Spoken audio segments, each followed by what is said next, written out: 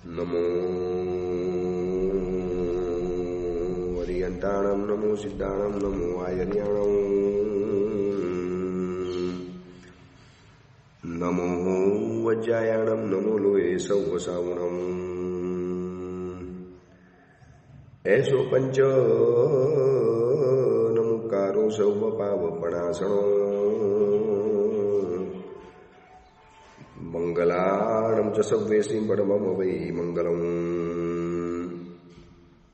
મંગલમ ભગવાન વીરો મંગલમ ગૌતમ પ્રભુ મંગલમ સ્થૂલભદ્રાદ્યા જૈન ધર્મોસ્તુ મંગલમ. પ્રવચનનો વિષય છે માર્ગ ભૂલેલા જીવન પથિકોની પ્રતિબોધ કથા. આજથી 1245 વર્ષ પૂર્વે બનેલો 4 પ્રસ્તાવ અને 17,000 શ્લોકોની અંદરમાં ફેલાયેલો આ કુવલયમાલા નામનો ગ્રંથ ક્રોધ, માન, માયા, લોભ અને મોહ, આ 5 દોષ, આ 5 દોષોની ખતરનાકતા, ભયંકરતા, આ 5 દોષોની પડદા પાછળની વાસ્તવિકતા એ આપણને આ ગ્રંથ દ્વારા બતાવવા માટે આવે છે. ઘણી વખત એવું થાય છે કે વ્યક્તિનો ચહેરો અલગ હોય છે અને વ્યક્તિનું મોહરું આખું અલગ હોય છે. બસ આ 5 દોષોનો ચહેરો કંઈક અલગ છે અને એ જે મોહરું પહેરીને આવ્યું છે ને એ કંઈક અલગ છે. આપણે મોહરાથી ઠગાઈ ગયા, આપણે એનો સાચા સ્વરૂપને જોઈ ન શક્યા અને શરૂઆતની અંદરમાં આપણને થોડો ઘણો ફાયદો મળ્યો. કદાચ ફાયદો એ થયો કે ક્રોધ કર્યો ને સામેની વાળી વ્યક્તિ માની ગઈ, સુધરી ગઈ, દબાઈ ગઈ, આપણાથી એ વ્યક્તિ દૂર થઈ ગઈ, તો આપણે ક્રોધ વગેરેને જશ આપી દીધો. હકીકતમાં જશ મળે છે પુણ્યને, પણ જશ એને મળી ગયો અને એના કારણે આપણને વધુ પ્રિય લાગવા મળ્યા, ગમવા મળ્યા. પછી ધીરે ધીરે ધીરે તો બસ પુણ્યથી સફળતા મળતી ગઈ અને જશ મળતો ગયો ક્રોધને, માનને, માયા, લોભ અને મોહને. એટલે આ 5 દોષો ઉપરનો આપણો પ્રેમ, એની ઉપરની આપણી આસક્તિ વધતી જ ચાલી. હવે એટલી બધી આપણે વધારી દીધી છે કે હવે એનો પથારો સંકેલવો આપણા હાથની અંદરમાં નથી. આપણા હાથ હવે ટૂંકા પડી રહેલા છે. આપણા જ કરેલા, ગુજરાતીમાં કહેવત છે ને, હૈયા કરેલા હાથે વાગે, અથવા તો હાથે કરેલા હૈયે વાગે, એવું કંઈ કહેવત છે. જે વ્યક્તિને તમે હાથે મોટી કરી, હવે એ જ વ્યક્તિ તમારા હૈયાને ઘા પહોંચાડે છે. બસ આ 5 દોષો માટે આ જ બાબત બની છે કે હાથે કરેલા હૈયે વાગે છે. તો હવે આમાંથી છુટકારો કેવી રીતે મેળવવો? વાસ્તવિકતા તો આ છે.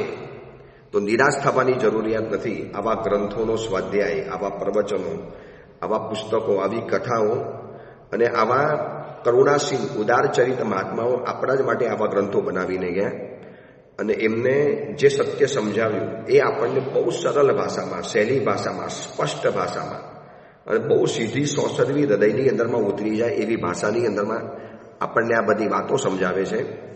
કથા દ્વારા આ ગ્રંથ આગળ વધે છે. કથાને જાણતા જાણતા જાણતા જાણતા આપણે ત્યાં સુધી પહોંચ્યા છીએ કે કુવલયમાલાના ગામ સુધીમાં કુવલયચંદ્ર કુંવર પહોંચી પણ ગયા. એના ગળાની અંદરમાં બહારથી વરમાલા પહેરાવી પણ દીધી.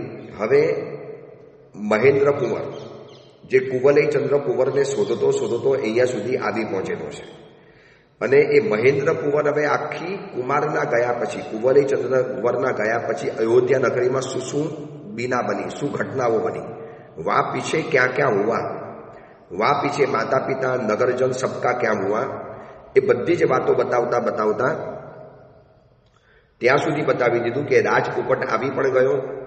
તમારું લોકેશન, તમારી જગ્યા, તમારા મેસેજ, તમારા સમાચાર, તમારા ન્યૂઝ એને આપી પણ દીધા. હવે આ સાંભળ્યા પછી તમારા પિતાજીએ એમ વિચાર્યું કે હવે એ નગર સુધી કોઈક વ્યક્તિને તો મોકલવો પડશે કુમારને સમાચાર આપવા માટે કે તમને મળવા માટે માતા પિતા આતુર છે, તમે પાછા આવી જાઓ. હવે વિચારી લો કે એ જમાનો અને આજનો જમાનો કેટલો બધો ફરક પડી જાય છે. આજના જમાનાની અંદરમાં કોઈ પણ કોઈને સમાચાર પહોંચાડવા હોય વિધિન 1 સેકન્ડ, 1 સેકન્ડ પણ નહીં, અડધી સેકન્ડ. હવે 5G અને 6Gનો આ જમાનો છે.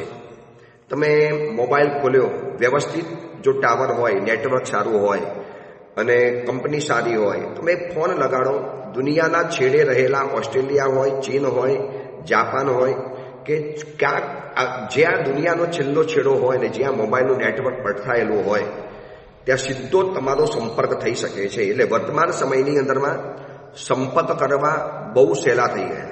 કેટલો બધો સહેલો થઈ ગયો સંપર્ક કરવો. આજે હું પણ વિહારની અંદરમાં છું. કોઈ ભક્તોને, કોઈ પરિચિતોને, કોઈ વ્યક્તિને આ પ્રવચન સાંભળ્યા પછી કોઈ પણ લાગણી વ્યક્ત કરવી હોય, લાગણી મોકલવી હોય તો જૂના સમયમાં છે ને લાગણી મોકલવા માટે માધ્યમ શું હતું? પત્ર માધ્યમ, અક્ષરોનું માધ્યમ લખીને મોકલતા હતા. એ પત્ર ત્યાં પોસ્ટ થાય પછી જે દિવસથી આપણે પોસ્ટ કરીએ ને એ દિવસથી આપણે એના પત્રની ઇંતજારમાં હોઈએ, રાહ જોઈને બેઠેલા હોઈએ. એ પત્ર એને મળે. હજી તમે પત્ર લખ્યો છે, પોસ્ટ કર્યો છે અથવા તો કોકના દ્વારા મોકલાવેલો છે. જૂના કાળમાં તો પોસ્ટ બોક્સની પણ સિસ્ટમ નથી. કોઈક વ્યક્તિના દ્વારા ઘોડેસવાર અથવા તો કબૂતર વગેરે એવા પારેલા હતા જેના ગળામાં તમે પત્ર લખો, બાંધી દો અને પત્ર પહોંચાડી દે. એટલે કેટલી બધી ધીરજનો એ જમાનો હતો. આ આપણે કુવલય માલાની અંદરમાં આ વાત આવી છે માટે વિચારવા જેવી છે કે એ સમય ધીરજનો હતો, ધૈર્યનો જમાનો હતો અને વ્યક્તિના પરસ્પર આત્મીયતાના સંબંધો એટલા બધા ઊંડા ઘૂસેલા હતા. આજે સંપર્ક વધ્યો છે પણ લગભગ સંબંધ ખતમ થઈ ગયો છે. જો સંપર્ક બહુ સરસ થઈ ગયો. લગ્નના મેસેજ હોય, જીવનના કોઈ પણ મેસેજ હોય, લાભની કોઈ પણ સારી ચીજ હોય, તમે સારા કપડાં લાવ્યા, તમે એની સેલ્ફી લીધી, તમે એનો ફોટો પાડ્યો, તમે ફોટો અપલોડ કર્યો, સામે વ્યક્તિને મોકલી આપ્યો, એને મળી ગયો અને તમે લાઈક મોકલી પણ આપી. કેટલું ફાસ્ટ થઈ ગયું. પણ આ ફાસ્ટ થવાની અંદરમાં સંપર્કો વધ્યા છે પરંતુ જે સ્નેહ જોઈએ, સંબંધ જોઈએ, જે આત્મીયતા જોઈએ, જે લગાવ જોઈએ, જે લાગણી જોઈએ, જે અંદરનો એક ખુદદાર ભાવ જોઈએ, અંદરની એક જનૂન જોઈએ પ્રેમનું, એ લગભગ ખતમ થઈ ગયું છે. બાકી કેટલી સહેલી વાત છે. મારે એક વ્યક્તિ સાથે સંબંધ કરવો હોય, હું એનો નંબર લઈ લઉં, એને 4 વખત ફોન કરું અને એ મને ફોન કરે એટલે કેટલી સહેલાઈથી વાત પતી ગઈ છે. છતાં પણ આ જમાનાની અંદરમાં વર્ષો સુધી અબોલા રાખનારા છે, વર્ષો સુધી એને ફોન નહીં કરનારા છે. કેમ આવું છે? સંબંધ વધ્યા અને સંપર્કો વધ્યા. સંપર્ક કરવાનું સિસ્ટમ બહુ સહેલી બની ગઈ. તમારે કોકની સાથે કનેક્ટ થવાની સિસ્ટમ બહુ સરસ થઈ ગઈ પરંતુ અંદરનો જે આત્મીયતાનો ભાવ છે એ લગભગ ગાયબ થઈ જાય છે. જો ને આજે કોઈ પણ જગ્યાએ કાંઈ પણ ઘટના બની, માનો અમારે સાધુ જીવનમાં છીએ તો કોકના વિહારના સમાચાર તમારી પાસે આવ્યા, એક્સિડન્ટના સમાચાર આવ્યા, તમારી પાસે એ સમાચાર આવ્યા, તમે કોકને મોકલ્યા, તમે એને મોકલ્યા, ભૈયા કંઈક કરવું જોઈએ, બસ પતી ગયું. મોબાઈલ ઉપર મેસેજ એટલા બધા વાયરલ થાય છે, એટલા માણસો ઉપાસની અંદરમાં આવીને વાયરલ નથી થતા, એટલા માણસો ઉપાસની અંદરમાં નથી આવતા, અથવા તો સાતા પૂછવા કે વિહાર સેવા માટે કે વિહારમાં જવા માટે નથી આવતા. ઉપરથી એટલી બધી સલાહો આપવામાં આવે, એટલી બધી પોતાનું દોડડાપણ કરવાની અંદરમાં આવે. હમણાં એક જગ્યાની અંદરમાં 18 વર્ષનો એક દીકરો, 18 વર્ષનો યુવક એક્સિડન્ટની અંદરમાં કાર કરી ગયો, વિહાર સેવા માટે મૂકવા માટે ગયો હશે એને. આપણી લાગણી એની સાથે સંપૂર્ણ જોડાયેલી છે, એમાં કોઈ પૂછવાની વાત નથી. એ દીકરો શહીદ થયેલો કહેવાય. એ દીકરો તો કદાચ ભવોભવનું પુણ્ય બાંધીને ગયેલો કહેવાય. હવે પાછળ નાવા નીચોવાનો જેને સંબંધ નથી, જેને સાધુને ઉપાસેમાં આવીને વંદન કરવાનો સમય નથી, જેને વિહારની અંદરમાં એક દિવસ પણ જવાનો સમય નથી, સાધુ ક્યારે આવ્યા ક્યારે ગયા એને કોઈ કહેતા કોઈ ખબર નથી. હવે એવી પણ વ્યક્તિઓ આ મોબાઈલના માધ્યમ દ્વારા, વોટ્સઅપના માધ્યમ દ્વારા, સોશિયલ મીડિયાના માધ્યમ દ્વારા સલાહ સૂચનાઓ આપવા માટે મંડી પડ્યા.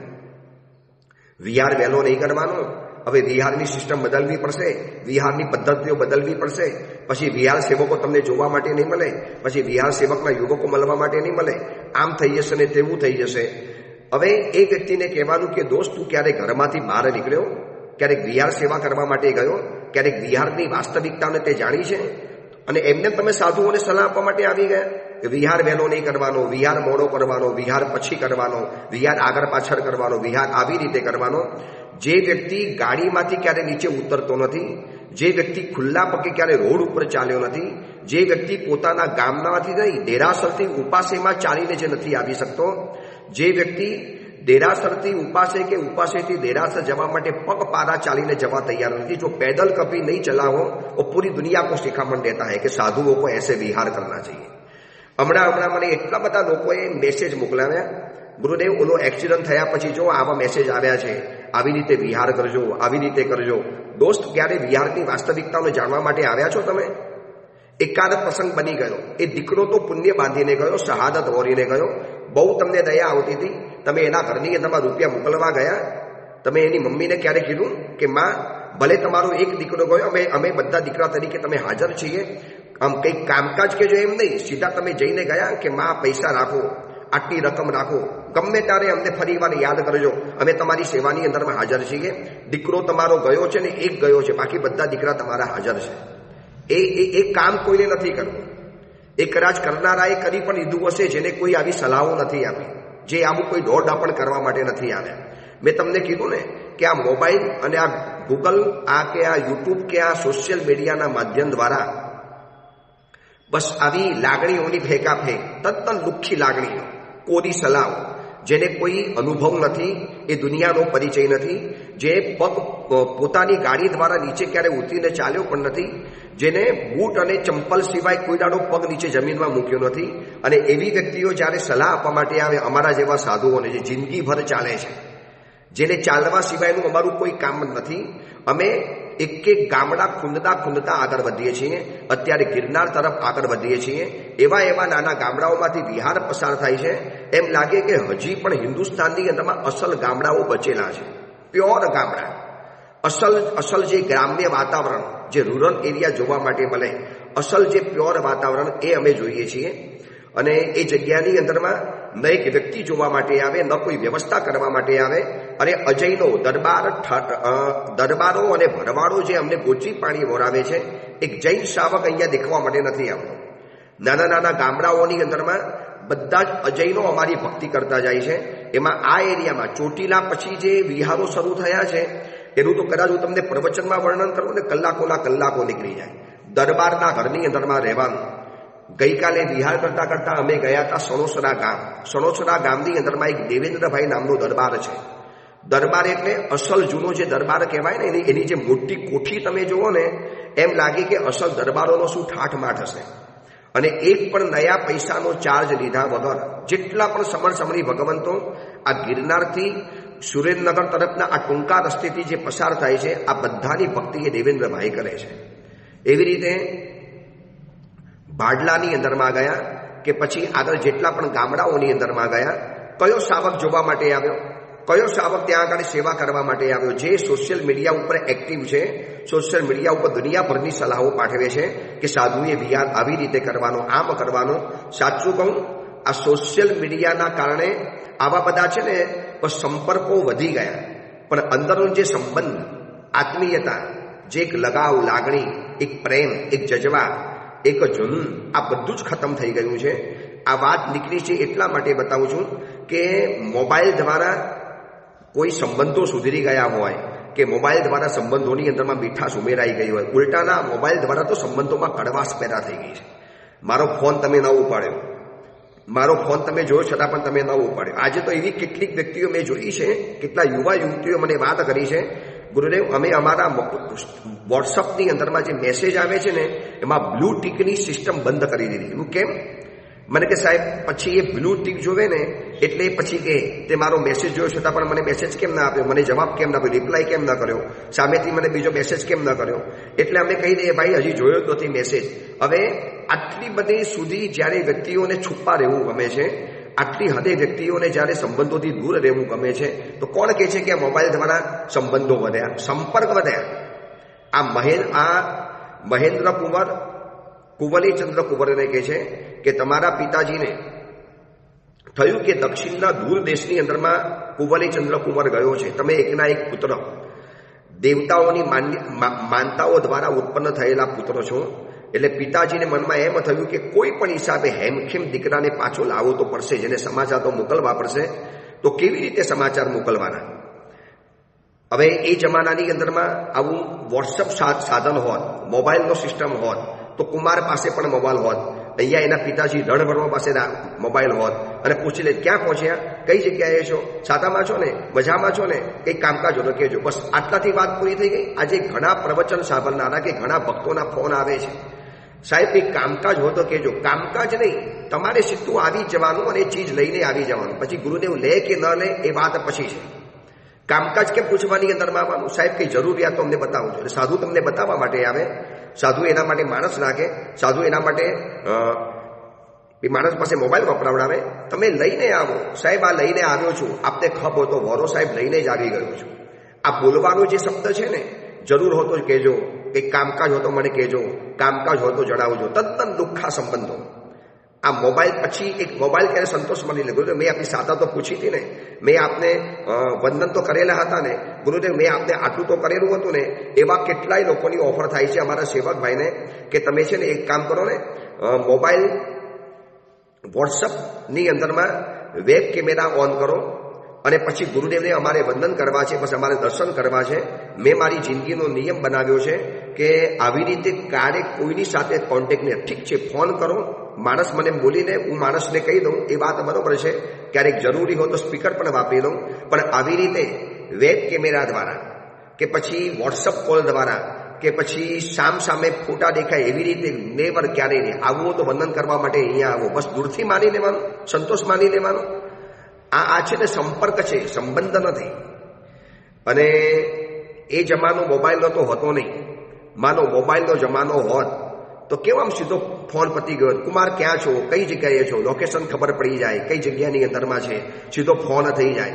આ એક ઇંતજાર, એક રાહ જોવાની, એક પ્રતીક્ષા કરવાની જે મજા હતી ને, તમે વિચારો જૂના સમયની અંદરમાં પત્ર લખીને જ્યાંથી પોસ્ટ કરો ને ત્યાં સુધીની અંદરમાં પત્ર ક્યારે આવશે, શું આવશે, અને જેવો પત્ર આવે ને કેવી હૃદયની ધડકનો વધી જાય. શું લખ્યું હશે, કેવી રીતે લખ્યું હશે, શું અંદરમાં વાત રહેલી હશે. આ જે આત્મીયતા અને જે આતુરતા હતી ને, એ આતુરતા હવે આ લગભગ મોબાઈલ આવ્યા પછી ખતમ થઈ ગઈ છે.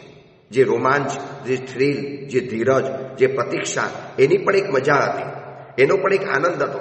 હું રોજ રાહ જોઉં, આજે મારો પત્ર આવશે, ખબર પડે કે આજે મારો પત્ર આવ્યો છે, એની ઉપર મારું નામ લખેલું છે. અને પછી પત્ર જ્યારે ખોલું અને એ અક્ષરોની અંદરમાં જે વેરાયેલો સ્નેહ, એ અક્ષરોની અંદરમાં જે ભરાયેલો સદભાવ અને પ્રેમ, બસ એ એટલો બધો આનંદ આપી જાય જે કદાચ આજે 10 ફોન આવે ને તો પણ કંઈ મજા ના આવી શકે. હવે આ એ જમાનો હતો, ન મોબાઈલ, ન વોટ્સઅપ, ન સોશિયલ મીડિયા, ન ટેલિફોન, ન ટેલેક્સ, ન ફેક્સ, કોઈ કહેતા કોઈ જમાના નહીં. પત્ર લખીને પોસ્ટ કરવાનો પણ જમાનો નહીં. એ તો અંગ્રેજોના સમયથી આ બધી વ્યવસ્થાઓ આવી. એટલે મહેન્દ્ર કુંવર કહે છે કે પિતાજીએ એવું નક્કી કર્યું કે કોઈ પણ એક વ્યક્તિને આપણે વિજયા નગરીની અંદરમાં મોકલીએ, દક્ષિણના દૂર પ્રદેશની અંદરમાં. એટલે મંત્રીઓએ કીધું કે રાજન તમને ખબર છે આ વિજયા નગરી ક્યાં આવી? છેક દક્ષિણના સમુદ્રના કિનારે આ નગરી આવેલી છે. અહીંયાથી હજારો કિલોમીટર થાય, હજારો કિલોમીટર. અને કેવી રીતે એનું લોકેશન શોધવું, એ નગરી કઈ જગ્યાએ આવી? એટલે પિતાજીએ બધા જ બહારથી આવેલા વેપારીઓને ભેગા કર્યા, ભોજન વગેરે કરાવડાવ્યા અને કીધું કે ભાઈ દક્ષિણ સમુદ્રના કિનારે આવેલી વિજયા નગરીનું કોઈ તમે નામ સાંભળ્યું છે? તમને એનો કોઈ મેપ છે તમારી પાસે? તમારામાંથી કોઈ ક્યારે ગયું છે? તમે ક્યારે એ નગરીનું કોઈ અતોપતો છે? એ નગરીની અંદરમાં કોણ છે, કયો રાજા છે, શું છે? તમને આ બાબતની કોઈ ખબર ખરી? બધા જ વેપારીઓને ભેગા કર્યા. એમાંથી એક વેપારી એવો મળ્યો કે રાજન, સકલ રત્નોની આધાર, અતિશય કુબેર જેવી નગરી, એ વિજયા નગરીને કોણ ન ઓળખે? ત્યાં આપના જેવા ચારિત્રવાન મહાનુભાવ વિજયસેન નામના રાજા છે. અને રાજન, આપ એ વાત ભૂલી ગયા કે એ નગરીની અંદરમાં તો વિજયસેન પોતે રાજા છે અને એ રાજા પણ એટલો પરાક્રમી છે, એટલો મહાબલિષ્ઠ છે. અને સાંભળ્યું છે કે એ રાજાની એક દીકરી છે કુવલેમાલા નામની, થોડી શ્યામ વર્ણની છે, પણ એનું જે રૂપ, એનું જે સૌંદર્ય, એનું તેજ, એની કલા અને એની પાસે એક જે પ્રતિભા છે ને, કદાચ દુનિયાની લાખો કન્યાઓ એની સામે ઝાંખી પડી જાય. આ બધી જ બાબતો જાણી લીધી. અને રાજન, જવા માટેનો રસ્તો અતિ વિકટ છે, જંગલોમાંથી પસાર થવું પડે. સહ્યાદ્રી પર્વતમાલા, વૈટાઢ્ય પર્વતમાલા અને કેટલાય નદી નાળા, વિકટ અટેલી જંગલો પસાર કરો ત્યારે નગરીની અંદરમાં જઈ શકાય છે. આજે એવા કેટલાક સાહસિક સાર્થવાહો છે કે જે ગયેલા છે. અમારા મિત્ર વેપારીઓ પણ ત્યાં ગયેલા છે, એનાથી મને સમાચાર મળેલા છે. અને વેપારીઓ પાસેથી આ બધી જ માહિતી પ્રાપ્ત કરી, આ બધી જ વાતો પ્રાપ્ત કરી. હવે રાજાએ પૂછ્યું સભાની અંદરમાં, બોલો કોણ જવા તૈયાર છે? કુંવલયચંદ્ર કુંવર જે નગરીની અંદરમાં જવાના છે એ નગરીમાં કદાચ પહોંચી પણ ગયો હોય અથવા તો પહોંચવા માટે આવ્યો હશે, તો અહીંયાથી એક સમાચાર, એક ખત, એક પત્ર, એક રાજપત્ર અહીંથી લઈને જવાનું છે. પણ કોણ તૈયાર થાય? અને એ નગરીની જે ભયંકરતા જે સાંભળીને વેપારીઓના મોઢેથી ભલભલા મહારથીઓ, પરાક્રમીઓ ડઘાઈ ગયા કે રાજન, ક્યારેક ક્યારેક એ પર્વતો તમારે ચાલીને પસાર કરવાના. ત્યાં ઘોડા, હાથી કામ નથી લાગતા, ત્યાં રથ પણ કામ નથી લાગતો. અને એટલા બધા નદી, નારા, પર્વતો બધું વટાવતા વટાવતા વટાવતા વિકટ અટવીઓને પસાર કરતા અને રસ્તાઓ જાતે બનાવતા બનાવતા જવું પડે. બધા જ્યારે હારી ગયા અને એ વખતે હું ઊભો થયો. મહેન્દ્ર કુંવર કહે છે કે હું ઊભો થયો અને મેં કીધું કે રાજન, તમારો પુત્ર એ મારા ભાઈ સમાન છે. વર્ષોથી હું તમારા આંગણે રહું છું. આપ મને આપના પુત્રની જેમ પાલન કરો છો તો હું પણ જઈશ. રાજા ખુશ થઈ ગયા અને મહેન્દ્ર કુંવર જવા માટે તૈયાર થયા. હવે તમે વિચારી લેજો કે મહેન્દ્ર કુંવર આમ જોવા જઈએ તો સગો ભાઈ નથી. આમ જોવા જઈએ તો દુશ્મનનો પુત્ર અહીંયા રહેલો છે, વર્ષોથી અહીંયા રહેલો છે. યાદ આવ્યો ને મહેન્દ્ર કુંવર, કે જેને જોયા પછી તો રાજા રાણીએ આપણને પણ આવું એક સંતાન હોવો જોઈએ વિચાર્યું. કેવી એની સાહસિકતા હશે. હવે આજના જમાનાની અંદરમાં મુસાફરી કરવી કેટલી બધી સહેલી છે. ગૂગલ લોકેશન હોય, ગૂગલ મેપ તમારી પાસે હોય, પછી મોબાઈલ આપણી પાસે હોય અને તમે એકબીજાને પૂછતા રહો, એકબીજાને કહેતા રહો, પછી ગૂગલ લોકેશન દ્વારા તમે આગળ વધતા જાઓ. કોઈ જગ્યાએ ભૂલા પડવાની વાત નહીં. આ એ જમાનાની વાત કરું છું કે જ્યાં આત્મવિશ્વાસ, આત્મશ્રદ્ધા અને આત્મનિર્ભરતા સિવાય કોઈ કહેતા કોઈ તમને રસ્તા જોવા માટે ન મળે. આ એક જ રસ્તે ચાલી જવાનું, એવી દૂર અટવીની અંદરમાં જવાનું. અને એ સમયની અંદરમાં મહેન્દ્ર કુંવર તૈયાર થઈ ગયો. કેવો મહેન્દ્ર કુંવરની નિષ્ઠા કેવી, પ્રેમ કેવો, વફાદારી કેવી, કર્તવ્ય પાલનની નિષ્ઠા કેવી છે. આમાંથી શીખવા માટે મળે છે કે કર્તવ્ય પાલનની જવાબદારી જ્યારે આવે છે ત્યારે પછી એની વિકટતા ભૂલી જવી પડે, કઠિનાઈ ભૂલી જવી પડે. પછી શું થાય એને વિચારવાનું, કરવાનું છે એટલે કરવાનું છે. આજે અમને બિહારની અંદરમાં ઘણા ભક્તોના ફોન આવે, સુરત, મુંબઈ, જ્યાં જ્યાંથી પ્રવચન સાંભળતા હોય અથવા તો વર્ષો પહેલાં મળેલા હોય, ગુરુદેવ વંદન કરવા માટે આવવું છે, આપ ક્યાં છો? અમે કહીએ આવા નાનકડા ગામમાં છો. સાહેબ હમણાં અહીંયા નહીં ફાવે, પછી આપ છે ને કોઈ મોટી સિટીમાં જાઓ ને ત્યારે અમને કહેવડાવો. એટલે પાછું મારે એને કહેવડાવવાનું કે હું સિટીમાં પહોંચ્યો છું, તું વંદન કરવા મને આવજે. હું એને પ્રેમથી કહી દઉં, દોસ્ત વંદન કરવા માટે આવવું હોય તમારે જાતે શોધી લેવાનું. અમે તમને કે કહેતા નહીં તમે વંદન કરવા માટે આવો. પછી અમારા માણસને પરેશાન કરે, કઈ જગ્યાએ છો, જરા લોકેશન મોકલજો, જરા ગૂગલ મેપ મોકલજો, ફલાણા ગામમાં મોકલજો. તો આ જૂના કાળની અંદરમાં લોકોએ કેવી રીતે ગામ નગર શોધતા હશે. હકીકતની અંદરમાં આવી રીતે શોધવાની જે આવડત, ટેવ એ માણસો ભૂલી ગયા છે, જાતે કરી નથી શકતા. અને લાગણી અને સંબંધો આ મોબાઈલ દ્વારા ભલે વધેલા હોય, પણ શું થયું ખબર છે, આ બધી વસ્તુઓએ અંદરની જે આવડત, હોશિયારી, એક આત્મશ્રદ્ધા એ બધું ખતમ કરી નાખ્યું. મહેન્દ્ર કુંવરે જ્યારે આ વિકટતાને જાણી સાંભળી, રાજા કહે છે કે બેટા હું તને પરાણે નથી કહેતો, તું એમ નહીં વિચારતો કે મારા આશ્રય રહ્યો છે, મારે તારે જવું પડે. નહીં રાજન, મને પણ દુનિયા જોવાની ઈચ્છા છે. અગર કુંવલયચંદ્ર કુંવર જો ત્યાં સુધી પહોંચી ગયા છે તો એ પણ વિકટ અટવીમાંથી પસાર થયા હશે ને, એમને પણ એવા સંયોગોને સહન કર્યું હશે ને, તો મને પણ જવા દો, હું પણ જઈશ. કુંવલયચંદ્ર કુંવરને શોધીને પાછો આવીશ, અહીંયા લઈને જ પાછો આવીશ કોઈ પણ હિસાબે. રાજાએ વિચાર્યું કે મહેન્દ્ર કુંવર પણ છે તો પાણીદાર છોકરો. અને મહેન્દ્ર કુંવર તૈયાર થઈ ગયા. અને મહેન્દ્ર કુંવર કહે છે કે કુંવર હું તૈયાર થયો અને તૈયાર થઈ બસ હું નીકળ્યો. અને મને તમારા પિતાજીએ સમાચાર આપ્યા, મમ્મીએ તમારા માતાજીએ સમાચાર આપ્યા. માતાએ કહેવડાવ્યું છે કે મૂર્છાથી મૂંઝાયેલી તારી માતા તારા સમાચાર મળવાની અને તને આંખેથી જોવાની બહુ ઈચ્છા છે અને એના જ માટે બસ હું જીવી રહેલો છું, તું જલ્દી આવું માતાજીએ કહેવડાવ્યું છે. અને પિતાજીએ કહેવડાવ્યું છે કે વૃદ્ધા અવસ્થા આવી રહેલી છે, માટે હે સત્પુરુષ, જો તમારે પિતાજીને જીવંત જોવા હોય, આ રાજ્યનો ભાર તમારે મારા દ્વારા જો સ્વીકારવો હોય તો જલ્દીથી આવી જાઓ. બસ આ બધા સંદેશા લઈ અને મેં પ્રવાસ ચાલુ કર્યો. હવે કુંવલયચંદ્ર કુંવરને આ મહેન્દ્ર કુંવર કહે છે કે ગ્રીષ્મકાલનો 1 મહિનો, ગ્રીષ્મકાલ શિયાળાની ઋતુ, વરસની વરસાદની ઋતુ, ભયંકર ઠંડીવાળી, ભયંકર ગરમીવાળી અને ભયંકર ચોમાસાની લડીઓ જ્યાં આગાડે પડે. અમે અત્યારે જે વિહાર કરીએ છીએ ને, આટલી બધી સુવિધાવાળા જમાનાની અંદરમાં જ્યાં મકાનો તૈયાર છે, ઉપાશ્રયો તૈયાર છે, વિહારધામો તૈયાર છે, આગળ પાછળની વ્યવસ્થાઓ કરનારા તૈયાર છે, આગળ પાછળના વિહાર સેવકોના કે વિહારની વ્યવસ્થાઓના નંબર, મોબાઈલ નંબર તૈયાર છે, છતાં પણ જો મુશ્કેલ વિહાર અમને અમારા લાગતા હોય આ જમાનાની અંદરમાં આટલી સુવિધા ભરપૂર છે તો એ જમાનાની અંદરમાં જ્યાં આવી કોઈ સુવિધા નહીં, ડગલે પગલે કંટક છાયો માર્ગ, મુશ્કેલ ભર્યો રસ્તો, તો કેટલા ઉનાળા, શિયાળા અને વરસાદોના ચોમાસાની સિઝનો પસાર કરતા આ મહેન્દ્ર કુંવર પહોંચ્યો છે. એટલે જે વ્યક્તિને પોતાનું કર્તવ્ય પાલન કરવું છે એને કષ્ટ, એને મુશ્કેલી, એને વિકટતા એની સામે જોવાય નહીં. જોવે છે એ ક્યારેક કરી પણ નહીં શકે. હવે આ પ્રવચન સાંભળનારાને કહું છું કે એક ઉપધાન કરવા હોય છે તો કેટલું બધું આપણે વિચારીએ છીએ. હવે ક્યાં ઉપધાનમાં ચાલવાનું છે, એક જ જગ્યાએ રહેવાનું છે, પછી ઠલ્લા માતાની વ્યવસ્થા કેવી હોય, પછી હું એકલો કેવી રીતે જઉં, પછી એ જગ્યા તો મને નહીં ફાવે, મને તો આ જગ્યા હોય તો જ ઉપધાન ફાવે. આજે ઘણા કહે છે બસ ઉપધાન પાલીટણામાં હોય તો કરવા છે, બાકી નથી કરવા. અને આરાધના કરવી છે. આરાધના તમે કોઈ પણ જગ્યાએ કરો એ તમારા માટે પાલીટણા શહેર છે, એ તમારા માટે પાલીટણા તીર્થ, શત્રુંજય તીર્થ છે.